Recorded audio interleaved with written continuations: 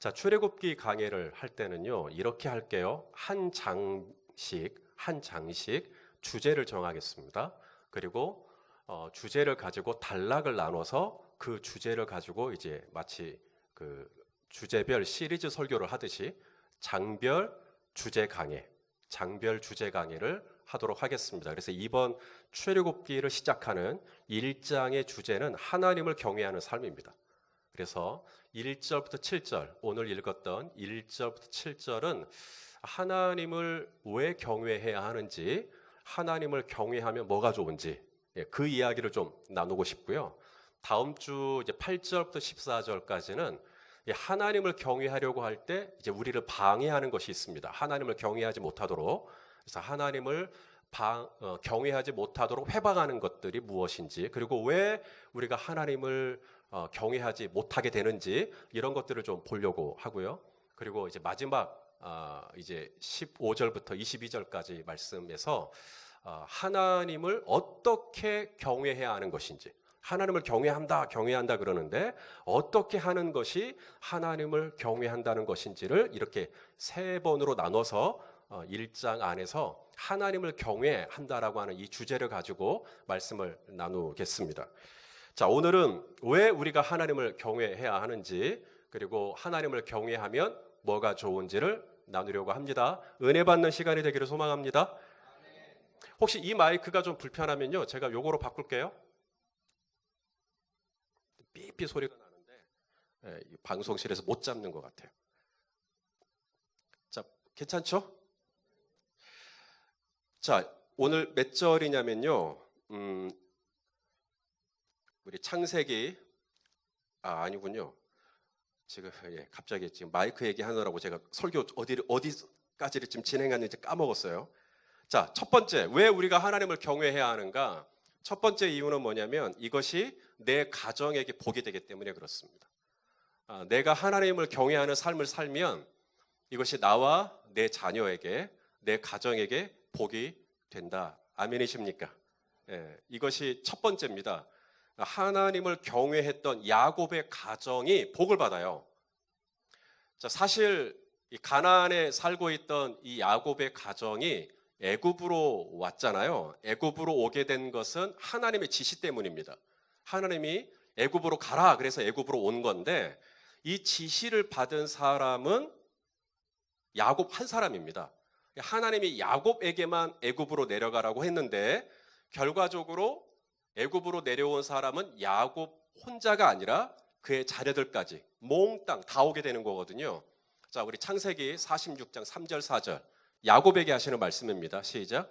하나님이 이르시되 나는 하나님이라 내 아버지의 하나님이니 애굽으로 내려가기를 두려워하지 말라. 내가 거기서 너로 큰 민족을 이루게 하리라. 내가 너와 함께 애굽으로 내려가겠고 반드시 너를 인도하여 다시 올라올 것이며, 계속 단수 너희들이 아니라 너. 그래서 애굽으로 내려가라라고 하는 지시를 받은 건 야곱입니다. 그러므로 야곱의 이 11 아들이 이렇게 할 수 있는 거죠. 아빠, 아버지, 저희는 안 갈랍니다. 저희는 이 가나안에서 이미 결혼도 했고 자녀도 낳았고, 우리는 그냥 여기서 독립해서 이제 아버지를 떠나서 그냥 저희는 이 땅에 있게, 여기가 우리 터전이고 여기가 저한테 너무나 익숙하고 저 그냥 가나안에 있을래요. 아빠, 하나님이 애굽으로 내려가라고 받은 건 아버지시니까 그냥 아버지만 내려가십시오라고 할 수도 있는 상황입니다. 그런데 놀라운 것은 야곱과 함께 그의 아들들이 전부가 다 애굽으로 내려오는 것이죠. 이것은 무엇을 의미하냐면 하나님의 지시를 받은 건 아버지지만 이 야곱의 아들들이 그 아버지와 함께 하나님의 뜻에 순종하기로 동의해주고 지지해 주었다는 것을 의미하거든요. 이게 참 놀라운 부분이에요. 사실 우리가 알기로 야곱은 대단한 믿음이 있는 사람은 사실 아닙니다. 아브라함의 믿음, 이삭의 믿음과 비교해 봤을 때 야곱의 믿음은 제일 바닥입니다. 야곱은 자신의 목적, 자신의 어떤 야망, 자신의 뜻을 위해서라면 부모님 눈에, 자기 형제의 눈에 피눈물이 나도 상관치 않았던 아주 이기적인 사람이었고요. 또 형과 화해를 위해서 어떤 방법을 쓰냐면 인간적인 모든 방법들을 다 동원합니다. 그래도 안 되니까 이제 하나님의 삿발을 붙들고 늘어졌던 것이고요. 딸 디나가 성폭행을 당했을 때도 전면에 나서서 의분을 내는 게 아니라 아들들이 화를 막 내는데 그 뒤에 딱 숨어가지고 참 겁도 많은 참 그런 부족한 모습들을 참 많이 보입니다. 그런 아버지를 따라서 애굽으로 내려왔다. 이게 참 쉽지가 않은 부분입니다. 그동안 이 야곱이 아버지로서 보여줬던 모습들은 실망스러운 모습일 수도 있습니다. 그런데 이 11 아들이 다 아버지를 모시고 애굽으로 내려왔다. 야곱이 잘한 게 뭐냐면요. 야곱이 그렇게 좀 이기적이기도 했고 좀 신앙적인 면에 있어서 조금 나태하기도 했고 비겁하기도 했고 그랬지만 야곱이 잘한 거 딱 하나. 끝까지 하나님 믿었어요. 그러니까 하나님 믿을랑 말랑 막 그러긴 했어요. 그랬지만 야곱은 그래도 끝까지 하나님을 믿었어요. 그래서 우리가 야곱을 통해서 우리가 받게 되는 소망이 뭐냐면 이렇게 믿어도 되는 거구나. 그러니까 야곱의 믿음은 대단한 믿음은 아니에요. 그런데 야곱의 믿음은 끝까지는 믿어요. 그래도 끝까지. 우리가 그런 말을 종종 들어요. 목사님, 제가 신앙생활 10년, 20년 됐는데 아직도 저 방언 못하고요. 저 환상도 본 적이 없고요. 저 무슨 예언의 능력 이런 것도 경험한 적이 없고요. 뭐 놀랍게 하나님이 나를 치유하시고 뭐 낫게 하시고 이런 경험도 해본 적이 없고요. 그러면 제가 그래요. 멋이 중한디. 그런 거 하나도 중하지 않아요. 그런 어떤 짜릿한 경험, 어떤 뭐 놀라운 어떤 그런 경험들, 신앙생활을 하는데 뭐 살짝은 도움이 되겠지만 그런 거 없어도요. 진짜 잘 믿는 게 뭐냐면 끝까지 믿는 겁니다. 오늘 내 기분이 오르락 내리락, 오늘 내 감정이 롤러코스터처럼 올라갔다 내려갔다, 오늘 내가 또 이 일 때문에 시험받고 또 유혹에 흔들리고 막 그럴 수 있어요. 그래도 끝까지 믿는 거예요. 어찌하든지 그냥 끝까지 믿는 거. 그러면요, 내 자녀들이, 내 형제들이 그렇게 야곱이 끝까지 삿발을 놓고 다음날 분이엘의 아침이 떠오를 때까지 하나님 앞에 머물자 그의 아들들이 그렇게 흔들리는 아버지였고 참 못 믿어온 아버지였지만 그래도 그 아버지를 끝까지 모시고 애굽으로 다 같이 내려왔던 모습을 통해 우리가 확인하는 게 뭐냐면 하나님을 경외한다는 게 뭐 대단한 믿음과 엄청난 큰 태산 같은 믿음을 가지고 하나님을 믿는 게 하나님 경외하는 게 아니고요. 그냥 끝까지 하나님 믿는 거예요. 이리 흔들리고 저리 흔들리고 이리 깨지고 저리 깨지고 제가 그러거든요. 그런데 제가 믿는 것은 뭐냐면 그래도 끝까지 하나님 안에 있으면 하나님께서 내 자녀에게도 은혜를 더하여 주신다는 거예요. 이것이 하나님을 경외하는 자에게 오늘 이 야곱이 하나님을 경외하는 마음으로 가나안에서 애굽으로 내려오거든요. 그랬을 때 그의 아들들이 다 같이 아버지를 모시고 내려오는 이 놀라운 아름다운 장면을 보게 됩니다. 자, 두 번째, 하나님을 경외하면 번성하게 된다라는 것이 오늘 본문에 나와요. 자, 번성이라는 단어는 일단 기분이 좋죠. 자, 어디서 나오냐면 7절에 나옵니다. 자, 우리 7절 말씀을 같이 한번 읽겠습니다. 시작. 이스라엘 자손은 생육하고 불어나 번성하고 매우 강하여 온 땅에 가득하게 되었더라. 자, 이게 표현이 참 여러 가지거든요. 근데 이게 다 똑같은 얘기입니다. 생육, 불어났다, 번성했다, 매우 강했다. 이 강했다라는 말을 원어로 보면 스트롱이 아니고요. 이것도 수가 많아졌다는 이야기입니다. 그 다음에 온 땅에 가득하게 되었다. 이게 다 같은 얘기입니다. 점점 번성했다는 이야기를 하고 있는 것이죠. 어떻게 야곱의 가족이 애굽에서 이렇게 번성할 수 있었나? 바로 하나님을 경외하는 마음으로 가나안에서 애굽으로 너 내려가. 내가 너랑 같이 있어 줄게. 그러니까 그 말 믿고 바로 내려오죠. 그렇게 하나님을 경외했을 때 하나님께서 정말 그 약속대로 생육하고 불어나고 번성하게 되고 강하게 되고 점점 가득하게 되는 이 놀라운 은혜를 주신 줄로 믿습니다. 처음에 이 야곱의 가족이 애굽에 내려왔을 때는 숫자가 불과 70명이었어요. 그죠? 70명이었는데 나중에는요, 애굽 사람들이 이 이스라엘 사람들의 숫자를 의식할 정도로 숫자가 불어납니다. 숫자가 점점 늘어나는데 애굽의 왕이 두려움을 느낄 정도예요. 자, 오늘 읽지는 않았습니다만 10절 말씀만 한번 읽도록 하겠습니다. 시작. 자, 우리가 그들에게 대하여 지혜롭게 하자. 두렵건대 그들이 더 많게 되면 전쟁이 일어날 때 우리 대적과 합하여 우리와 싸우고 이 땅에서 나갈까 하노라 하고, 신경 쓰이는 만큼 점점 그 수가 늘어나게 됩니다. 처음에 야곱의 가족이 애굽 땅에 왔을 때 그들은 양을 치는 소수 민족이었어요. 그들의 몸에서는 양 똥 냄새가 폴폴 풍기는, 그래서 애굽 사람들이 섞여 살 수가 없으니까 그냥 고센이라고 하는 목초지 좋은데 그냥 거기다가 따로 야곱의 가족을 거기다가 그냥 격리시켜 놓은 거였거든요. 그런데 거기서 계속 생육하고 불어나고 번성하고 강하고 점점 번식하고 막 이러니까 이게 가득하게 되면서 이 애굽 땅을 충만하게 덮는, 어떻게 이런 일이 가능한가? 하나님을 경외했더니. 그래서 우리가 알 수 있는 게 뭐냐면, 이 하나님을 경외하면 하나님이 자주 너무 좋아하셔요.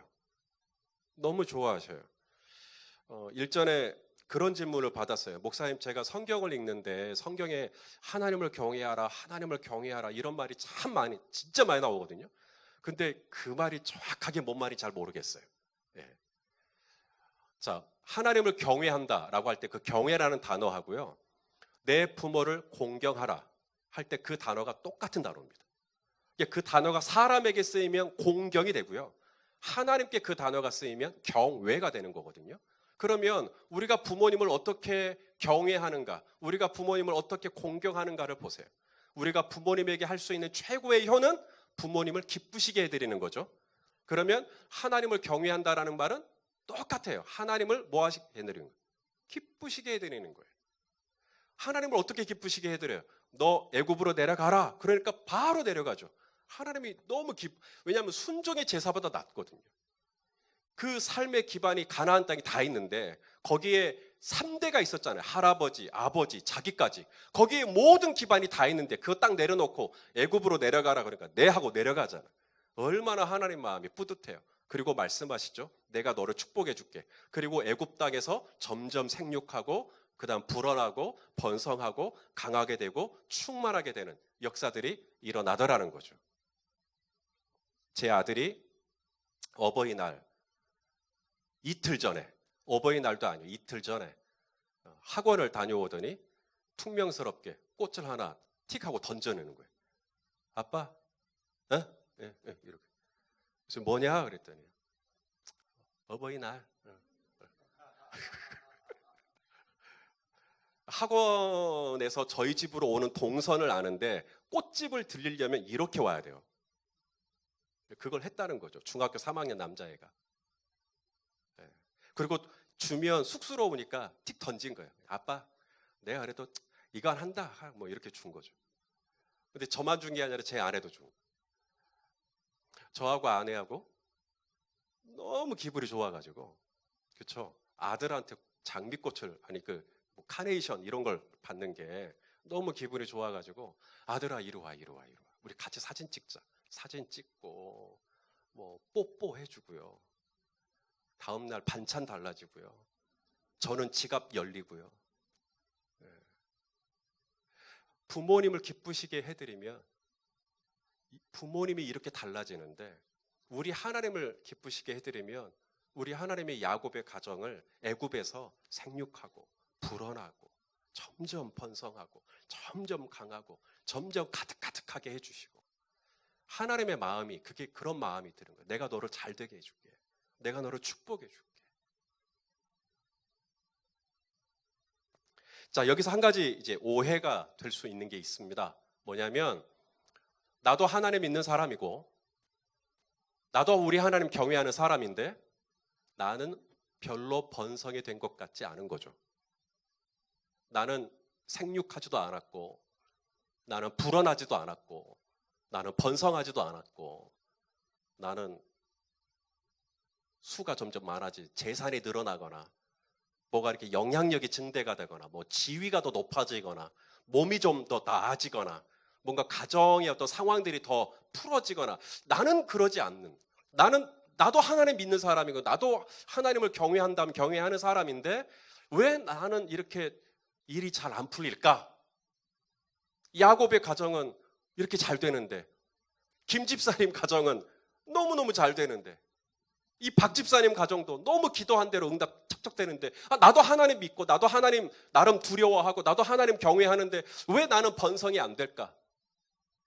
사랑하는 여러분, 이 야곱의 가정에게 하나님께서 부어주셨던 이 생육하고 불어나고 번성하게 되고, 이것들이 물질적인 것, 눈에 보이는 것으로만 생각하시면 안 됩니다. 왜냐하면 이스라엘의 백성들은 이후에 굉장히 복잡해지고 어려워진 삶을 살아요. 자, 몇 절이냐면, 자, 11절입니다. 오늘 본문 11절 우리 한번 좀 볼까요? 그렇게 생육하고 번성했는데 11절에 이런 말씀이 있습니다. 읽어보시죠. 시작. 감독들을 그들 위에 세우고 그들에게 무거운 짐을 지워 괴롭게 하여 그들에게 바로를 위하여 북고성 비돔과 라암셋을 건축하게 하니라. 그렇게 숫자는 많아졌는데 그 이후에는 엄청난 무거운 짐과 고통스러운 일들이 진행이 돼요. 그러면 이건 번성 아니죠. 그러니까 하나님께서 당신을 경외하는 자에게 번성하게 해준다라는 의미가 물질적인 의미는 분명히 아니었던 겁니다. 그러면 번성의 의미가 과연 뭘까? 정말 하나님이 야곱의 가정을 번성하게 해주신다는 의미가 뭘까? 그것은 하나님이 출애굽기 3장에 보면 모세를 처음 만나서 하셨던 말씀이 있어요. 이게 번성이에요. 자, 출애굽기 3장에 하나님이 모세를 부르시죠. 모세를 부르시고 난 다음에 이제 이런 얘기를 하십니다. 3장 7절 읽어보실래요? 시작. 여호와께서 이르시되 내가 애굽에 있는 내 백성이 고통을 내가 분명히 보고, 그 다음에 그들이 그들의 감독자로 말미암아 부르짖음을 듣고, 그 다음에 그 근심을 알고. 이게 복이에요. 이게 축복입니다. 이게 뭐냐면 이스라엘 백성들이 애굽에서 그렇게 고통스러워하고 부르짖고 막 신음하고, 이걸 하나님이 무관심한 건 복 아니죠. 하나님의 번성하게 하셨다. 이 뜻이 뭐냐면 그냥 단순히 숫자가 늘어나고 재산이 늘어났다는 얘기가 절대로 아닙니다. 하나님이 이스라엘 백성들이 400년 동안 애굽에서 큰 고통스러운 시간을 보낼 때 하나님이 그걸 다 듣고 다 보고 다 알고, 이게 번성이에요. 이게 축복이에요. 하나님이 내가 그렇게 힘들고 어려울 때 나를 그냥 방치하시는 게 아니라 내가 얼마나 힘들어하는지를 다 보고 계시고, 내가 그렇게 힘들 때 쥐하고 부르짖었던 거 다 들었고, 그리고 내 근심을 아시고. 이게 번성이에요. 하나님이 당시를 경외했던 이 야곱의 가정, 이스라엘의 가정을 하나님이 나중에는 이스라엘 민족이 되게 하시게끔 이 엄청난 은혜를 주셨던, 이 은혜가 도대체 무슨 은혜이냐? 단순히 1, 2, 3, 4 숫자가 점점점 많아지는 그게 복이 아니고요. 하나님이 계속 야곱의 가정을 지켜봐 주시고, 야곱의 가정의 간구를 들어주시고, 야곱의 가정에 뭔가 힘든 일이 있으면 다 그거 알아주시고. 사랑하는 여러분, 이게 하나님의 은혜인 것으로 고백되어지면 아멘 해주십시오. 하나님이 나의 형편을 다 봐주시고, 내가 그 가운데서 얼마나 힘들어하는지 다 들어주시고, 또 그 가운데서 내가 얼마나 끙끙 앓는지 다 알아주시고. 그게 하나님의 복이에요. 하나님이 당신을 경외한 야곱의 가정에게 그런 은혜를 더하여 주시는 거예요. 내가 다 안다. 내가 다 봤다. 내가 다 들었다.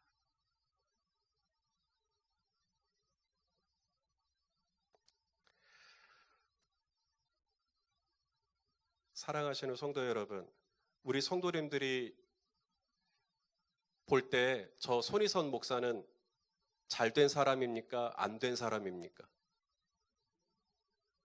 질문이 굉장히 위험한 질문이죠. 안 돼 보입니다. 그렇습니까? 저 괜찮죠? 왜요? 교회도 요만하고 그래서 괜찮은 거예요? 제가 타고 다니는 차, 제가 살고 있는 아파트 평수 이런 것 때문에 괜찮은 거예요? 제가 오늘 이 말씀을 준비하면서 하나님, 저 정말 복받은 사람입니다. 제가 이만큼 교회도 여기까지 왔고 그래도 코로나 때문에 우리 성도님들 얼굴 못 보는 건 너무 아쉽지만 그래도 다들 잘 지내고 계시니까 참 감사하고 그것 때문에 제가 복받았다고 말하는 게 아니라 오늘 이 야곱의 가정에게 하나님께서 400년 동안 뭐 하셨냐면 지켜봐 주시고요. 들어주시고요. 그리고 다 알아주시고요. 이 은혜.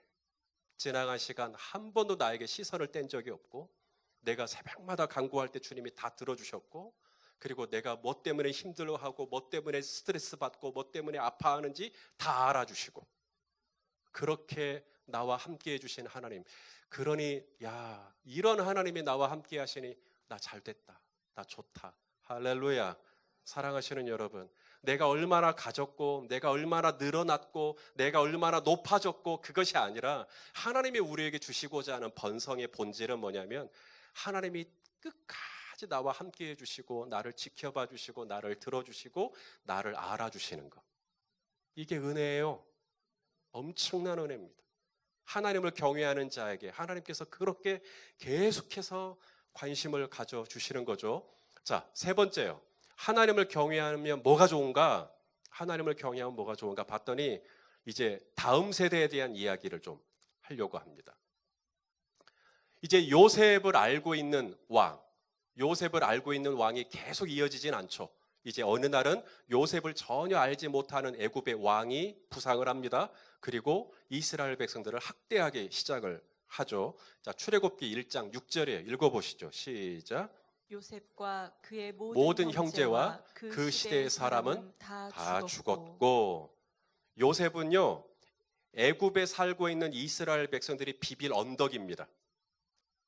애굽은 벌써 언어가 달랐을 거예요. 애굽의 문자, 애굽의 언어, 애굽의 문화, 애굽의 체계 모든 게 이스라엘 백성들은 낯섭니다. 그리고 애굽 사람들은 양치는 걸 천대시 여기고 아주 불결하게 여기기 때문에 이스라엘 백성들을 멀리하고 이런 상황 속에서 이스라엘 백성들이 살아가는 것인데 나중에는 요셉을 전혀 알지 못하는 왕들이 이제 지도자들이 막 생겨나면서 이제 이스라엘을 이제 학대하고 어렵게 하고 그러는 것이죠. 그런데 이스라엘 백성들이 그 가운데서도 여전히 번성하게 되었다라고 하는 것입니다. 이게 어떻게 가능하지? 요셉을 알지 못하는 왕이 나왔고 그것 때문에 이스라엘은 점점 더 어려워지는데 점점 이스라엘은 그 속에서도 더 번성하고 생육하고 불어날 수 있었던 이유가 뭘까? 바로 요셉 세대, 애굽에 처음 왔던 1세대 요셉 세대가 남겨준 게 뭐냐면 하나님을 경외하는 믿음이었어요. 그들은 하나님의 말씀을 따라 애굽으로 왔고 하나님의 말씀을 따라 애굽에 정착했고 하나님의 말씀을 따라 모든 식구와 형제들이 함께 왔어요.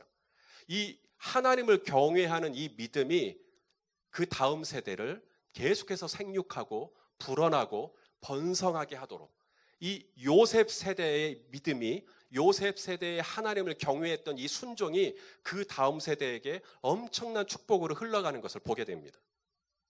지금 우리 한국교회가 위기다 이런 얘기를 많이 합니다. 그 중에 하나가 뭐냐면 교회 학교가 숫자가 엄청나게 줄어요. 작년에 비하면 교회 학교의 퍼센테이지는 27%라는 통계가 있습니다. 너무너무 교회 학교가 적은 거죠. 두 교회 중에 한 교회는 교회 학교가 아예 없습니다. 지금 한국 교회가. 두 교회 중에 한 교회는 아예 교회 학교가 없어요. 그 정도로 지금 다음 세대, 한국 교회 다음 세대에 대한 위기감이 있는 것이죠. 이것을 살려보려고 나름 어떤 단체에서나 아니면 어떤 프로그램이나 어떤 조직이나 세미나나 컨퍼런스나 수련회나 캠프나 여러 가지를 해보는 거예요. 이 다음 세대 살려보려고. 필요한 일이라고 봅니다. 저희 교회도 그래서 그런 단체들이 있으면 후원도 해드리죠. 열심히 사역하시라고. 그런데요, 우리가 정말 다음 세대를 살릴 수 있는, 오늘 우리가 할 수 있는 최고의 대안이 뭐냐면, 내가 현재 하나님을 경외하는 삶을 살아내는 것입니다. 오늘 점심 때 제 후배 목사랑 점심을 좀 같이 했어요. 코로나 이후에 한 번을 만난 적이 없어가지고 어떻게 지내나 궁금해서 연락을 해서 오늘 순두부를 같이 먹으러 갔어요. 가다가 이제 어떻게 지내는가 이런 얘기 나누고 있는데 이 목사님이 이제 새벽에 교회 오면 새벽 기도에 마치고 집으로 안 가고 계속 교회에 있다는 거예요. 계속 교회에 있다. 그럼 점심, 저녁, 점심도 그냥 교회에서 해결하고 저녁도 교회에서 그냥 알아서 해결하고 그리고 집에를 몇 시에 가는가 그랬더니 9시 밥 새벽에 나와가지고 그래서 저녁에 잠은 몇 시에 자는가 12시에 잔대. 그러면 새벽 기도회 하니까 4시 20분 그러니까 불과 4시간 정도밖에 안 자면서 계속 그렇게 교회에 있는 거예요. 그럼 교회에서 뭐 그렇게 할 일이 많아? 그랬더니 청소해야 된대요. 청소해야 되고 설교 준비해야 되고. 그래서 저한테 엄청 혼났어요 오늘. 제가 좀 막 뭐라 해버렸어요. 그게 뭐냐고. 지금 자녀가 셋인데 초등학교 지금 6학년, 5학년 그리고 유치원생도 늦둥이도 있는데 아빠 얼굴을 못 봐요. 아빠가 새벽에 나가서 밤 12시에 들어오니까. 그래서 제가 막 뭐라 그랬죠. 그래서 하나님을 경외하는 삶이란 자네가 교회 계단을 닦아내는 것도 하나님을 경외하는 거지만 집에 가서 막내랑 놀아주는 것도 하나님 경외하는 거고 자네가 집에서 아내랑 TV 프로를 보고 깔깔깔거리고 같이 웃고 엄마랑 아내랑 같이 커피 한 잔 마시는 것도 나는 하나님 경외하는 거고 그렇게 가정도 좀 돌아보면서 목회를 해야지 어떻게 새벽에 나와서 자정에 들어가는가. 그렇게 해서 자네 교회가 된들 나는 하나도 기쁘지 않네. 정확하게 5시가 됐든 6시가 됐든 집에 좀 들어가고 저녁은 그래도 같이 먹고 그 이후에는 쭉 같이 좀 지내고 좀 그렇게 지내야지 라고 제가 이제 막 뭐라 그랬거든요. 왜냐하면 제가 그렇게 못 지냈었어요. 그래서 너무 아까운 거예요. 사랑하시는 여러분, 하나님을 경외하는 삶을 내 자녀들에게 보여주는 것인데 하나님을 경외하는 삶이란 그냥 교회에서만 주구장창 살아내는 것이 하나님 경외하는 삶 아닙니다.